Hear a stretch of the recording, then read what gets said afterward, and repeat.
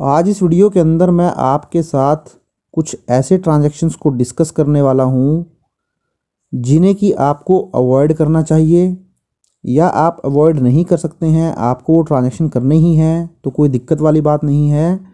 But अगर आप ये ट्रांजैक्शन करते हैं तो आपके जो भी ये ट्रांजैक्शन है वो आपकी इनकम से मैच होने चाहिए। मीन्स जो आप अपनी इनकम टैक्स की रिटर्न को फाइल करते हैं या जो आपने ये जो ट्रांजैक्शन की हैं उसका सोर्स ऑफ इनकम जो है वो वैलिड होना चाहिए। क्योंकि ऐसी सिचुएशन के अंदर क्या होता है कि आपके पास इनकम टैक्स का नोटिस आने के हायर चांसेस रहते हैं, और वहाँ पर अगर आप ये ट्रांजैक्शंस को प्रूव नहीं कर पाते हैं तो उस केस में फिर आपके साथ बहुत ज़्यादा दिक्कत रहने वाली है। तो इसलिए जो भी ट्रांजैक्शन मैं आपके साथ डिस्कस करने वाला हूँ उनको आप ध्यान से एक बार ज़रूर जुड़े रहिए वीडियो के साथ। और ऐसे ट्रांजैक्शन को करने से पहले आपको ज़रूर ये सोच कर चलना है कि क्या आपकी इनकम टैक्स की रिटर्न जो आप फाइल करते हैं वो ऐसे ट्रांजैक्शंस जो आप कर रहे हैं उनके साथ मैच करती है। तो चलिए इन्हीं ट्रांजैक्शन को देखने के लिए हम आगे बढ़ते हैं और डिटेल में अपनी वीडियो को चेक करते हैं। तो यहाँ पर सबसे पहले जो मैं आपके साथ डिस्कस करने वाला हूँ वो डिस्कस करने वाला हूँ कैश डिपॉजिट और विड्रॉल इन सेविंग बैंक अकाउंट। तो देखिए, अगर आपका सेविंग बैंक अकाउंट है जो कि नॉर्मली सभी पर्सन का होता है, तो सेविंग बैंक अकाउंट के अंदर आपको 10 लाख रुपए से ज़्यादा का कैश डिपॉजिट या विड्रॉल नहीं करना है। तो ये जो डिपॉजिट और विड्रॉल है ये इंडिविजुअल लिमिट है। मींस डिपॉजिट के लिए भी 10 लाख की लिमिट है और विड्रॉल के लिए भी 10 लाख की लिमिट है। और यहाँ पर जब आप सेविंग बैंक देखेंगे तो जितने भी आपके बैंक हैं, सपोज़ अगर आपके 3 बैंक हैं तो तीनों बैंक के अंदर जो आपने डिपॉजिट और विड्रॉल किए हैं सबको मिलाकर देख लिया जाएगा। तो 1 साल के अंदर अगर आप 10 लाख से ज़्यादा का कैश डिपॉजिट या विड्रॉल करते हैं सेविंग बैंक अकाउंट के अंदर, तो यहाँ पर आपको ये जो भी बैंक है आपका वो इनकम टैक्स डिपार्टमेंट को ये इन्फॉर्मेशन दे देता है, और वहाँ पर इनकम टैक्स डिपार्टमेंट फिर आपको नोटिस इशू करता है कि ये जो आपने 10 लाख रुपीज़ का कैश डिपॉजिट करवाया है या विड्रॉल किया है, आप इसका सोर्स ऑफ इनकम ज़रूर बताइए। तो वहाँ पर फिर आपको अपनी ITR सबमिट करनी पड़ती हैं। अगर आपके पास ITR नहीं है तो फिर आपको दिक्कत रहने वाली है। इसी तरीके से अगर आपके पास करंट बैंक अकाउंट है दोस्तों, तो करंट बैंक अकाउंट के अंदर ये जो लिमिट राया हो जाती है ये 50 लाख रुपीज़ की हो जाती है। तो करंट बैंक अकाउंट नॉर्मली क्या होता है, एक बिजनेस पर्सन जो होता है वो यूज़ करता है।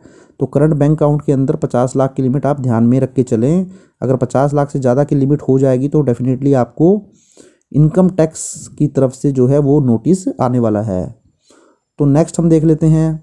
नेक्स्ट क्या है कि अगर आप किसी बैंक के अंदर फिक्स डिपॉजिट कराते हैं, FD कराते हैं, या फिर पोस्ट ऑफिस के अंदर FD कराते हैं और ये FD की अमाउंट जो है वो 10 लाख रुपए क्रॉस कर जाती है, तो यहाँ पर भी वो जो भी बैंक है या पोस्ट ऑफिस है जहाँ पर आपने ये FD कराई है वो बैंक या पोस्ट ऑफिस जो है ये इन्फॉर्मेशन जो है इनकम टैक्स डिपार्टमेंट को दे देता है, और यहाँ पर भी फिर इनकम टैक्स डिपार्टमेंट आपके पास नोटिस सेंड करता है ये पूछने के लिए कि ये जो FD आपने करवाई है इसका सोर्स क्या है।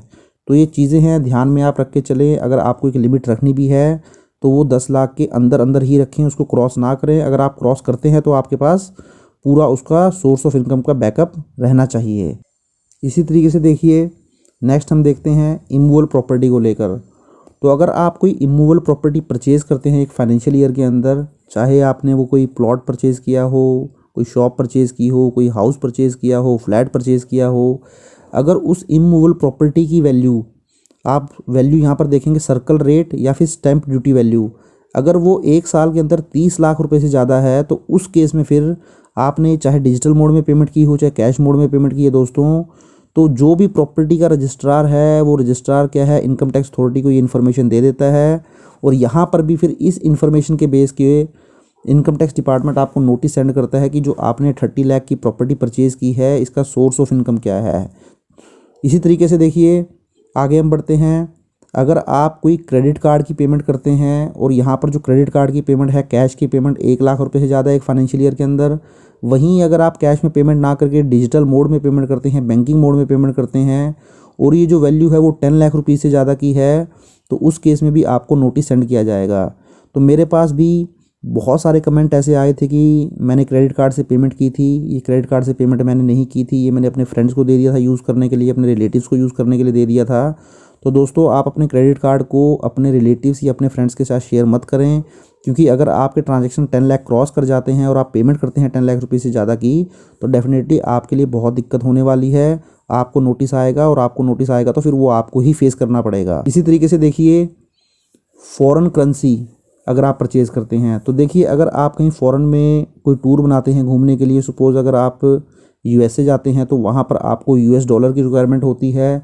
तो उस यूएस डॉलर को परचेज़ करने के लिए आप बैंक के पास जाते हैं या फिर किसी फ़ॉरेन एक्सचेंज डीलर के पास जाते हैं।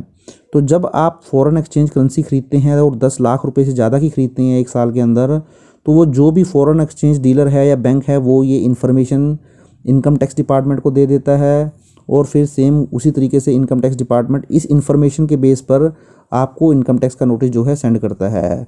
इसी तरीके से पिछले कुछ सालों से हमने देखा है बहुत सारे पर्सन जो है शेयर मार्केट के अंदर एंटर हो गए हैं। वो म्यूचुअल फंड्स परचेज़ करते हैं, स्टॉक परचेज़ करते हैं, शेयर परचेज़ करते हैं। और यहाँ पर भी जो भी ब्रोकर होता है जहाँ पर ये ट्रांजेक्शन करते हैं, अगर आपने 10 लाख रुपए से ज़्यादा की कोई परचेज़ की है, म्यूचुअल फंड की या स्टॉक्स की या शेयर की, तो ये इन्फॉर्मेशन भी वो जो ब्रोकर है जिस भी प्लेटफॉर्म पे आप जो है ये परचेज़ करते हैं, वो इनकम टैक्स डिपार्टमेंट को इन्फॉर्मेशन देता है। और वैसे भी ये सारे भी जो भी ट्रांजेक्शन आपके होते हैं दोस्तों, ये हाई वैल्यू ट्रांजेक्शन के डेफिनेशन में आते हैं। ये आपको अपने एनुअल इन्फॉर्मेशन स्टेटमेंट या टीएएस में नज़र आ जाते हैं। इसी तरीके से देखिए, अब एक लास्ट ट्रांजेक्शन मैं आपके साथ डिस्कस कर लेता हूँ, बाय ऑफ गुड और सर्विसेज। अगर आप कोई ज्वेलरी परचेज़ करते हैं, कार परचेज़ करते हैं, किसी भी तरीके का कोई और गुड परचेज़ करते हैं या कोई सर्विसेज परचेज़ करते हैं और वहाँ पर आप कैश में पेमेंट कर देते हैं, जो कि 2 लाख या 2 लाख रुपए से ज़्यादा का कैश पेड करते हैं, तो वहाँ पर भी आपको नोटिस आने के हायर चांसेस रहते हैं। तो ये कुछ ट्रांजेक्शन थे जिनको आप हाई वैल्यू ट्रांजेक्शन बोलते हैं। तो ये ट्रांजेक्शन मैंने आपके साथ डिस्कस कर लिए हैं। आई होप आपको वीडियो अच्छा लगा होगा, तो इसको ज़्यादा शेयर करें, लाइक करें और चैनल सब्सक्राइब नहीं किया है तो चैनल को भी ज़रूर सब्सक्राइब कर लें। Thank you very much, have nice day, take care.